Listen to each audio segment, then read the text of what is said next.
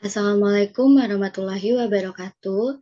Perkenalkan, nama saya Septiana Putri dengan NIM 1704520057 dari Prodi D4 Akuntansi Sektor Publik. Di sini saya izin mempresentasikan terkait laporan praktik kerja lapangan pada bagian perbendaharaan Kantor Badan Pembinaan Hukum Nasional.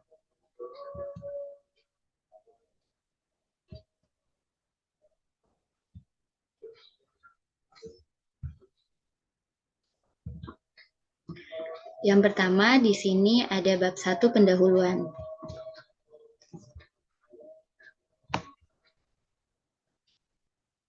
Latar belakang. Saat ini, Kemendikbud meluncurkan program Merdeka Belajar Kampus Merdeka atau yang biasa kita kenal dengan MBKM sebagai bagian dari kebijakan Merdeka Belajar.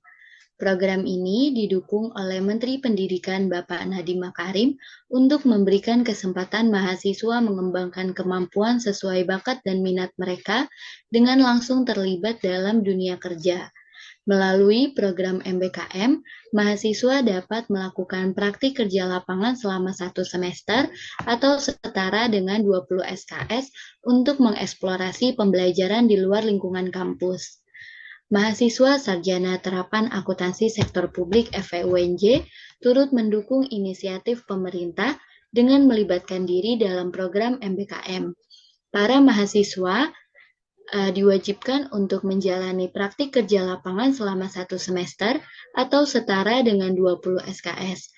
Selain itu, mahasiswa Sarjana Terapan Akuntansi Sektor Publik FEUNJ juga diarahkan untuk melaksanakan praktik kerja lapangan di instansi pemerintah. Dalam hal ini, praktikan memilih Kantor Badan Pembinaan Hukum Nasional atau BPHN di bawah naungan Kementerian Hukum dan Hak Asasi Manusia sebagai tempat praktik kerja lapangan. Hal tersebut didasarkan pada kesesuaian mata kuliah perbendaharaan negara serta keterampilan praktikum yang relevan dengan tugas dan tanggung jawab di instansi tersebut pada subbagian perbendaharaan, seperti menerbitkan surat perintah bayar, surat permintaan pembayaran, dan surat perintah membayar. Dengan demikian, partisipasi praktikan dalam program MBKM dan praktik kerja lapangan di Kantor Badan Pembinaan Hukum Nasional diharapkan dapat memberikan kontribusi yang signifikan dalam persiapan menghadapi dunia kerja, sekaligus memperkaya pengalaman dan keterampilan yang akan diterapkan dalam karir masa depan.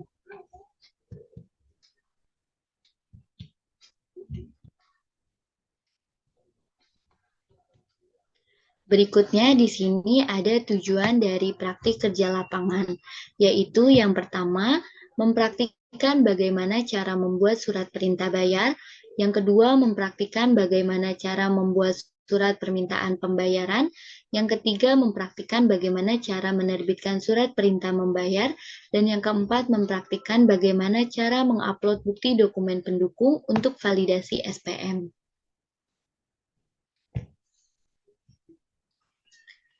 Berikutnya di sini ada manfaat praktik kerja lapangan, yaitu yang pertama, praktikan menjadi mengetahui bagaimana cara membuat surat perintah bayar pada aplikasi Sakti. Yang kedua, praktikan mengetahui bagaimana cara membuat surat permintaan pembayaran pada aplikasi Sakti. Yang ketiga, praktikan mengetahui bagaimana cara membuat surat perintah membayar pada aplikasi Sakti, dan yang keempat, praktikan mengetahui bagaimana cara mengupload dokumen pendukung untuk validasi surat perintah membayar pada aplikasi Sakti. Berikutnya yang keempat, di sini ada tempat pelaksanaan. Jadi praktikan melaksanakan praktik kerja lapangan di Badan Pembinaan Hukum Nasional yang beralamat di Jalan Maijen Sutoyo nomor 10 RT 4 RW 9 Cililitan Kecamatan Kramat Jati Jakarta Timur. Untuk nomor teleponnya ada di 021 8091 908. Pada tempat PKL, praktikan ditempatkan pada bagian keuangan subbagian perbendaharaan. Berikutnya di sini ada proses kegiatan. Yang pertama yaitu tahap persiapan. Pada tahap persiapan, Praktikan mulai mencari informasi mengenai instansi pemerintah yang menerima mahasiswa PKL pada bagian keuangan. Di waktu yang bersamaan, praktikan juga mempersiapkan berkas-berkas yang dibutuhkan untuk mendaftar. Lalu pada tahap pelaksanaan, praktikan melaksanakan praktik kerja lapangan di kantor Badan Pembinaan Hukum Nasional yang terletak di Cililitan, Jakarta Timur. Lalu praktikan ditempatkan pada bagian keuangan subbagian perbendaharaan. Pelaksanaan praktik kerja lapangan dimulai pada 1 Agustus 2023 sampai 29 Desember 2023. Berikutnya untuk tahap pelaporan yaitu praktikan menyusun laporan praktik kerja lapangan sebagai syarat untuk memenuhi kelulusan program sarjana terapan akuntansi sektor publik FEUNJ. Penyusunan laporan PKL ini dimulai dari bulan Agustus 2023 sampai Desember 2023. Bab 2 yaitu ada tinjauan umum Badan Pembinaan Hukum Nasional. Yang pertama di sini ada sejarah Badan Pembinaan Hukum Nasional. Jadi, pertama kali didirikan yaitu pada tanggal 30 Maret 1958 dengan nama Lembaga Pembinaan Hukum Nasional atau LPHN. LPHN ini dibentuk berdasarkan Keputusan Presiden Republik Indonesia Nomor 107 Tahun 1958 dan berada langsung di bawah Perdana Menteri. Kemudian pada periode 1958 sampai 1961, LPHN belum dapat berfungsi sebagaimana mestinya dikarenakan situasi politik dan sosial. Sehingga pada 6 Mei 1961, lembaga ini dibentuk kembali dan berada dalam lingkungan tugas Menteri Kehakiman. Selanjutnya di tahun 1964, dilakukan pembaharuan LPHN dengan bentuk menggayabarukan LPHN. Pembaruan ini mengenai tugas, susunan, dan tata kerja dari Lembaga Pembinaan Hukum Nasional. Kemudian di tahun 1974, LPHN ini diubah menjadi Badan Pembinaan Hukum Nasional atau BPHN dan mempunyai kedudukan sebagai eselon 1 di bawah Departemen Kehakiman sampai saat ini. Ini ada visi dari Badan Pembinaan Hukum Nasional. Visi dari Badan Pembinaan Hukum Nasional yaitu Kementerian Hukum dan Hak Asasi Manusia yang andal, profesional, inovatif, dan berintegritas dalam pelayanan kepada Presiden dan Wakil Presiden untuk mewujudkan visi dan misi Presiden dan Wakil Presiden, yaitu Indonesia maju yang berdaulat, mandiri, dan berkepribadian berlandaskan gotong royong.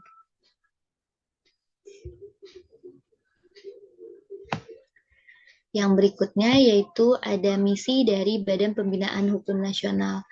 Jadi misi dari BPHN yaitu yang pertama mewujudkan membentuk peraturan perundang-undangan yang berkualitas dan melindungi kepentingan nasional. Lalu yang kedua, menyelenggarakan pelayanan publik di bidang hukum yang berkualitas. Yang ketiga, melaksanakan peningkatan kesadaran hukum masyarakat. Yang keempat, ikut serta menjaga stabilitas keamanan melalui peran keimigrasian dan permasyarakatan. Yang kelima, mendukung penegakan hukum di bidang kekayaan intelektual, keimigrasian, administrasi hukum umum, dan pemasyarakatan yang bebas dari korupsi, bermartabat, dan terpercaya, lalu melaksanakan penghormatan, perlindungan, dan pemenuhan hak asasi manusia yang berkelanjutan, dan melaksanakan tata laksana pemerintahan yang baik melalui reformasi birokrasi dan kelembagaan.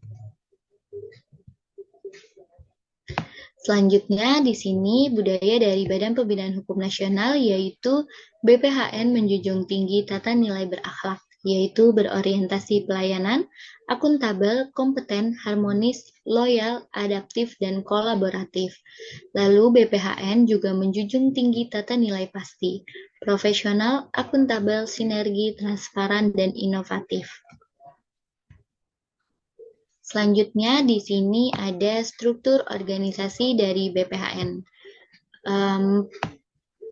Pada pelaksanaan PKL, praktikan ditempatkan di Divisi Sekretariat Badan bagian keuangan sub bagian perbendaharaan. Jadi bagian keuangan ini mempunyai tugas untuk melaksanakan urusan keuangan di lingkungan BPHN.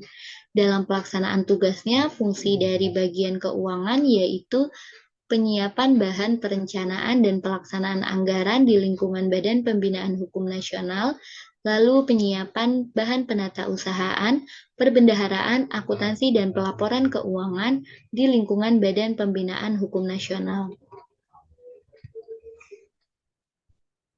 Selanjutnya di sini ada bidang usaha dari BPHN. Kantor Badan BPHN merupakan lembaga negara yang lebih memfokuskan pada tugas perencanaan hukum serta penyusunan program legislasi nasional, pembinaan dan pengembangan sistem hukum melalui kegiatan penelitian dan pengkajian hukum serta penyediaan layanan informasi hukum, perpustakaan hukum melalui jaringan dokumentasi dan informasi hukum secara nasional, serta meningkatkan kesadaran hukum masyarakat melalui penyuluhan hukum guna terwujudnya sistem dan politik hukum nasional yang mantap dalam rangka tegaknya supremasi hukum dan hak asasi manusia. Nah, kinerja BPHN ini didukung oleh beberapa divisi terkait tugas dan masing-masing, seperti yang pertama ada divisi sekretariat badan, yaitu memiliki tugas untuk melaksanakan pelayanan teknis dan administratif kepada seluruh satuan organisasi di lingkungan Badan Pembinaan Hukum Nasional. Lalu yang kedua, terdapat Divisi Pusat Perencanaan Hukum Nasional yang memiliki tugas untuk melaksanakan perencanaan hukum nasional. Yang ketiga, divisi dari Pusat Analis dan Evaluasi Hukum Nasional yang memiliki tugas untuk melaksanakan analis dan evaluasi hukum serta pembinaan jabatan fungsional analis hukum.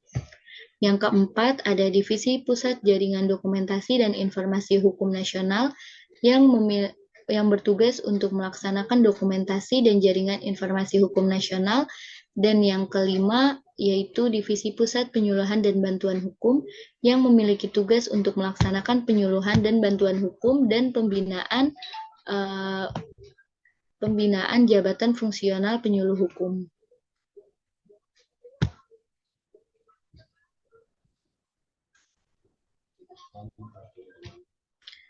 Berikutnya pada bab 3 yaitu pelaksanaan PKL. Jadi pada subbagian perbendaharaan, praktikan ditugaskan untuk membantu Mbak Tika dan Mbak Eva sebagai bendahara pengeluaran pembantu yang memiliki tugas membuat surat perintah bayar pada aplikasi Sakti, membuat surat permintaan pembayaran pada aplikasi Sakti, menerbitkan surat perintah membayar pada aplikasi Sakti, dan melakukan pengunggahan bukti dokumen pendukung untuk validasi surat perintah membayar pada aplikasi Sakti. Nah, di sini untuk pelaksanaan kerja yang pertama, yaitu membuat surat perintah bayar pada aplikasi Sakti. Jadi, surat perintah bayar ini merupakan surat yang ditujukan kepada bendahara pengeluaran untuk melakukan pembayaran sesuai tagihan. Nantinya, setiap divisi yang akan melakukan pengeluaran untuk biaya konsumsi, biaya transport lokal, biaya hotel, dan biaya fotokopi harus terlebih dahulu menyerahkan beberapa lampiran seperti kwitansi, nota pembelian, dan surat pertanggungjawaban mutlak. Nah, nantinya praktikan akan mengecek kelengkapan dari lampiran tersebut apakah sudah lengkap atau belum. Jika sudah, maka akan dilanjutkan prosesnya untuk penginputan surat perintah bayar pada aplikasi Sakti. Nah, untuk penginputan surat perintah bayar ini dilakukan dengan cara yang pertama, yaitu praktikan login pada aplikasi Sakti, kemudian praktikan klik menu pembayaran, lalu pilih RU pembayaran dan klik mencatat perintah bayar. Setelah itu, praktikan mengisi secara lengkap pada bagian detail perintah bayar, seperti tanggal, lalu pejabat pembuat komitmennya, NPWP, jenis programnya, dan uraian kegiatannya. Setelah itu, setelah sudah lengkap semua, praktikan klik tambah pada bagian detail akun belanja, Lalu praktikan masukkan akun belanja, kemudian klik bagian pendetailan. Setelah itu, maka muncul bagian pendetailan COA, di mana di sini praktikan akan mengisi jenis program untuk biaya yang akan dikeluarkan dan item dari kegiatan tersebut. Kemudian praktikan juga memasukkan nilai pengeluaran untuk kegiatan tersebut. Setelah itu, maka praktikan klik simpan dan praktikan masuk ke daftar dokumen untuk memilih surat perintah bayar yang sudah praktikan input sebelumnya untuk dilakukan pengunduhan. Nah, setelah diunduh, nantinya maka akan terbit surat perintah bayar beserta dengan memo perintah bayar dan lampiran perintah bayar.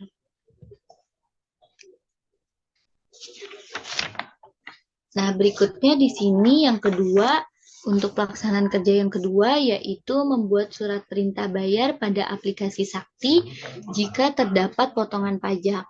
Nah, untuk penginputan surat perintah bayarnya ini sama seperti yang sebelumnya di tahap pelaksanaan kerja yang pertama, tetapi karena di sini terdapat potongan pajak, maka praktikan harus menginput akun potongan pajak sebelum proses simpan. Nah, di sini untuk potongan pajaknya biasanya praktikan menginput potongan pajak PPh pasal 22 dan PPh pasal 23. Di mana untuk PPh pasal 22 ini yaitu untuk belanja barang yang jumlah pengeluarannya lebih dari 2 juta dan akan dikenakan potongan sebesar 1,5%. Lalu untuk pengenaan PPh pasal 23 yaitu untuk pengeluaran jasa seperti biaya perjalanan dinas dan biaya catering. Untuk pengenaan tarif potongan pajak PPh pasal 23 yaitu sebesar 2%. Nah, untuk penginputan surat perintah bayarnya, prosesnya itu sama seperti sebelumnya, hanya dimasukkan akun potongan pajak. Jadi di sini praktikan memasukkan akun potongan pajaknya, apakah dikenakan tarif PPh pasal 22 atau PPh pasal 23. Setelah itu masukkan nominal potongan pajaknya, lalu klik simpan. Maka setelah itu praktikan masuk ke daftar dokumen untuk memilih surat perintah bayar yang sudah praktikan input untuk dilakukan pengunduhan.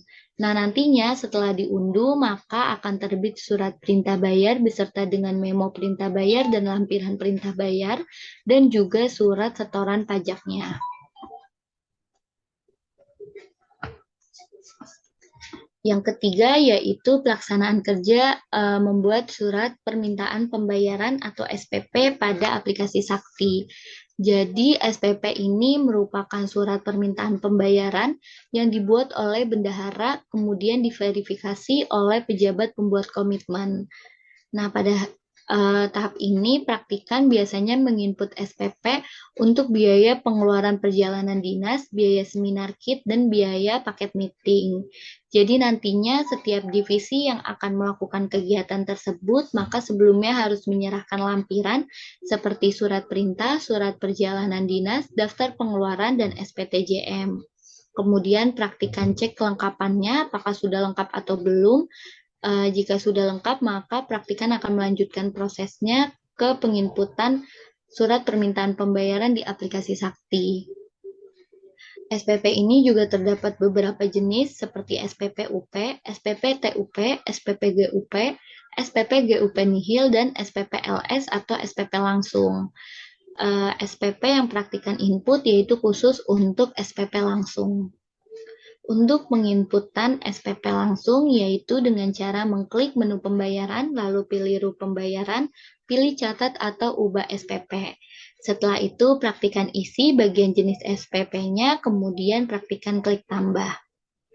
Setelah itu, pada kolom daftar pembayaran, klik UU APBN. Nantinya akan otomatis terisi peraturan pemerintah nomor 28 tahun 2022 tentang APBN 2023. Kemudian pada kolom informasi DIPA, praktikan masukkan tanggal DIPA dan nomor DIPA-nya. Setelah itu praktikan isi bagian uraian kegiatan. Setelah itu praktikan scroll ke bawah, lalu praktikan isi kolom informasi supplier. Selanjutnya di kolom distribusi Jawa, praktikan klik kru akun, lalu isi jenis program dan akun pengeluarannya. Kemudian jika terdapat potongan pajak, maka praktikan klik tombol 4xx dan 8xx, lalu masukkan akun potongan pajaknya. Kemudian masukkan nominal potongan pajaknya. Jika sudah lengkap semua, maka praktikan klik simpan, lalu praktikan unduh surat permintaan pembayarannya. Jika ada potongan pajaknya, maka praktikan juga mengunduh surat setoran pajaknya. Kemudian pelaksanaan kerja yang keempat yaitu menerbitkan surat perintah membayar pada aplikasi Sakti. Jadi penerbitan SPM ini itu merupakan proses lanjutan dari penginputan SPP sebelumnya, di mana jika setelah SPP sudah berhasil dicetak, maka praktikan akan menyerahkannya kepada pejabat pembuat komitmen untuk ditandatangan dan dilakukan verifikasi pada aplikasi Sakti. Jika pejabat pembuat komitmen sudah memverifikasi surat permintaan pembayaran di aplikasi Sakti, maka pejabat pembuat komitmen akan memberikan kode OTP kepada bendahara pengeluaran pembantu. Setelah itu, praktikan akan melanjutkan prosesnya untuk mencetak surat perintah membayar pada aplikasi Sakti. Untuk mencetak surat perintah membayar yaitu dengan cara login pada aplikasi Sakti, lalu pilih menu pembayaran, klik cetak, lalu pilih cetak SPM. Kemudian praktikan pilih SPM yang akan praktikan cetak, lalu praktikan unduh. Nantinya akan terbit surat perintah membayar beserta dengan lampiran detail cowoknya.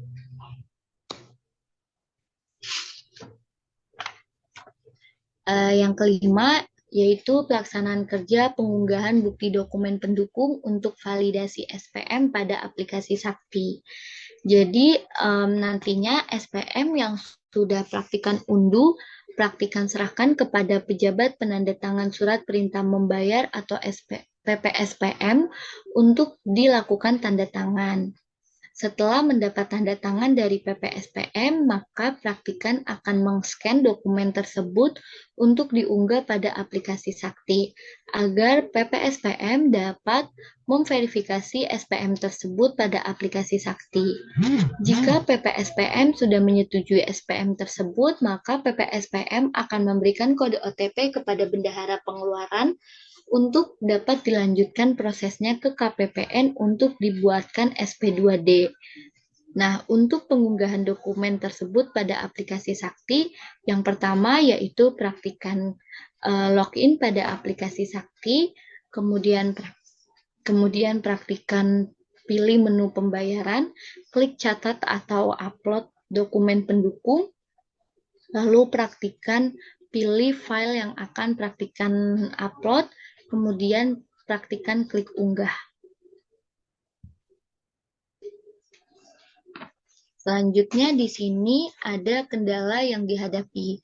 Praktikan mendapat kendala dalam perizinan untuk mengoperasikan aplikasi-aplikasi pemerintah yang digunakan seperti Sakti, Om Sakti, dan Omspan. Hal tersebut dikarenakan perlu akses khusus untuk menggunakan aplikasi tersebut. Lalu kendala yang kedua yaitu karena aplikasi berbasis web yang digunakan ini khususnya untuk aplikasi Sakti seringkali mengalami update data dan update sistem, sehingga praktikan juga membutuhkan waktu lebih lama untuk menyelesaikan pekerjaan praktikan. Berikutnya ada cara mengatasi kendala, yaitu yang pertama, praktikan aktif dalam lingkungan kantor Badan Pembinaan Hukum Nasional. Kemudian praktikan juga berusaha untuk meningkatkan komunikasi dengan seluruh pegawai yang berada di tempat praktikan melaksanakan PKL, dan praktikan mencari tahu lebih dalam mengenai job desk yang diberikan dan mempelajari hal-hal yang berkaitan dengan keuangan di tempat praktikan melaksanakan PKL. Kemudian praktikan juga menawarkan bantuan kepada subbagian lain apabila ada pekerjaan yang dapat praktikan bantu sambil menunggu update data sistem Sakti.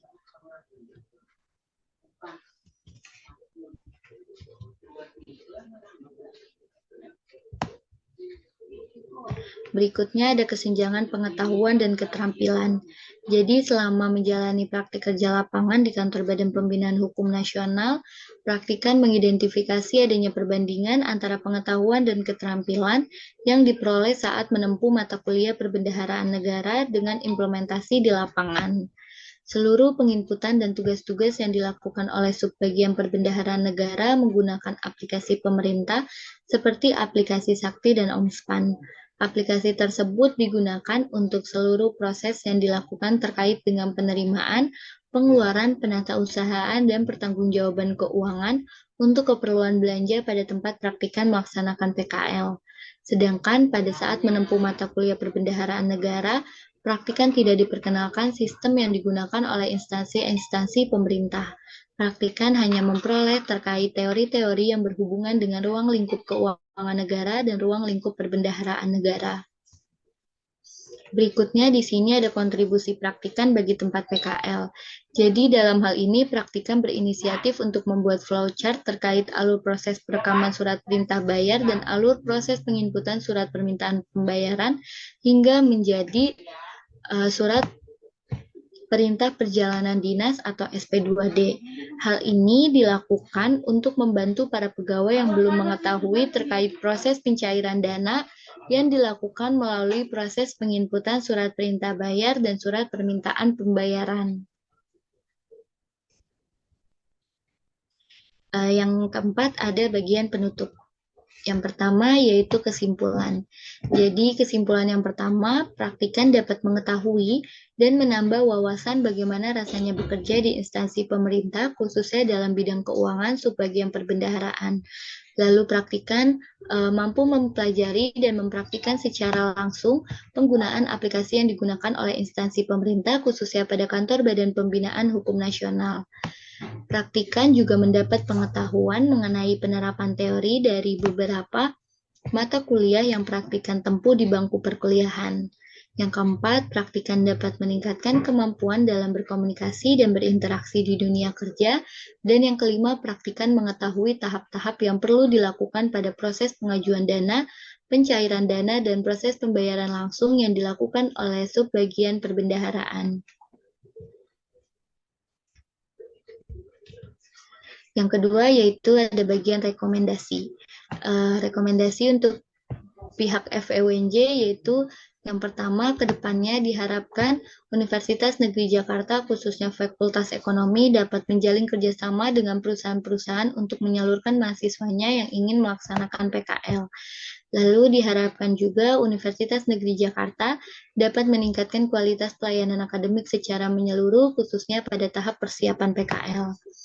Dan rekomendasi bagi pihak Badan Pembinaan Hukum Nasional yaitu yang pertama, diharapkan bagi kantor BPHN untuk memberikan kepercayaan kepada mahasiswa yang melakukan PKL untuk melaksanakan pekerjaan atau job desk yang sesuai dengan bidangnya.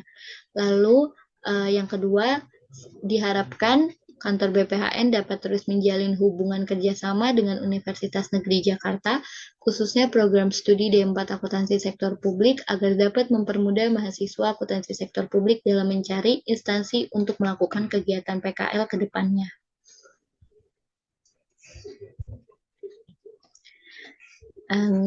Dan yang terakhir di sini ada lampiran terkait foto kegiatan selama praktikan melaksanakan praktik kerja lapangan di kantor Badan Pembinaan Hukum Nasional.